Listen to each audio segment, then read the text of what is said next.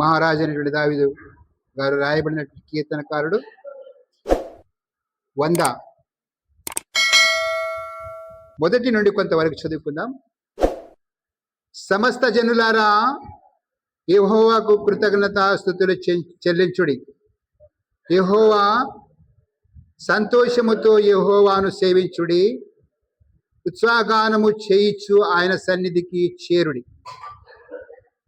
ఉత్సాహగానము చేయిచు ఆయన సన్నిధికి రండి.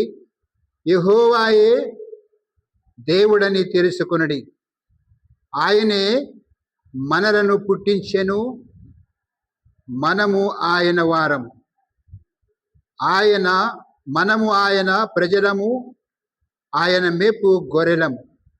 కృతజ్ఞతార్పణలు చెల్లించుచు ఆయన గుమ్మములోనికి ప్రవేశించుడి. చదవబడిన వాక్యము దేవుడు దీవించి తన కృపలో కాపాడి నడిపించును గాక. దయచేసి కూర్చోండి. అలాగే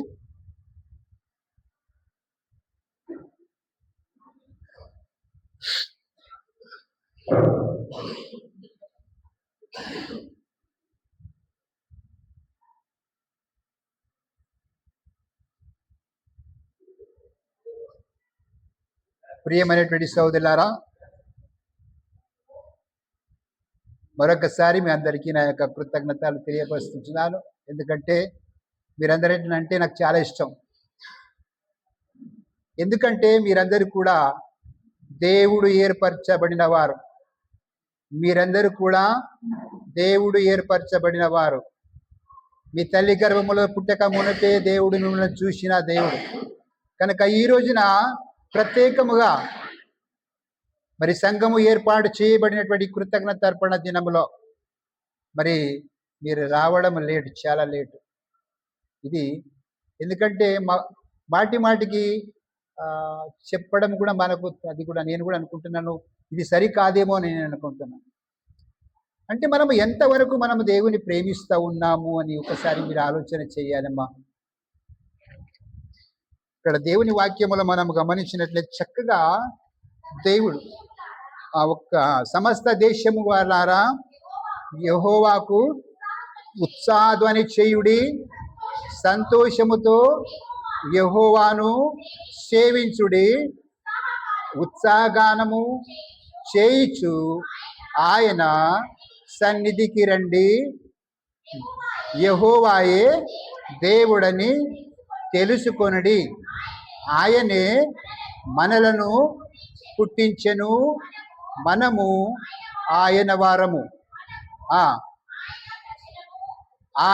ఆయన ప్రజలము, ఆయన మేపు గొర్రెలము. చదవం ఇంకా. కృతజ్ఞతార్పణలతో చెల్లించుచు ఆయన గుమ్మములో ప్రవేశించుడి.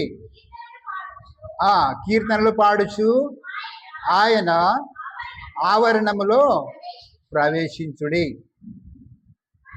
చదవబడినటువంటి వాక్యము మనము గమనించినట్లయితే మనము ఎలా దేవుని సన్నిధికి వస్తూ ఉన్నాం, ఎంత సమయానుసారముగా దేవుని ఆరాధించాలి. సమయానుసారముగా దేవుని పూర్ణ హృదయముతో, పూర్ణ ఆత్మతో, పూర్ణ బలముతో మనము దేవుని ఆరాధిస్తే, నీ హృదయము తెరిచి దేవుని నీ హృదయములోనికి ఆహ్వానిస్తే ఆ దేవాది దేవుడు నీలో ఉంటాడు. ఆయన నీలో ఉంటాడు, నువ్వు ఆయనలో ఉంటావు. కనుక మీరందరూ కూడా మంచివారే, చెడ్డవారేమి కాదు. కనుక మరి సమయములో ప్రియ సోదరి సోదరులారా, దయచేసి కొద్ది నిమిషములు మరి మనము దేవుని యొక్క సందేశమును విందాం. మనము నిర్లక్ష్యం చేయకండి.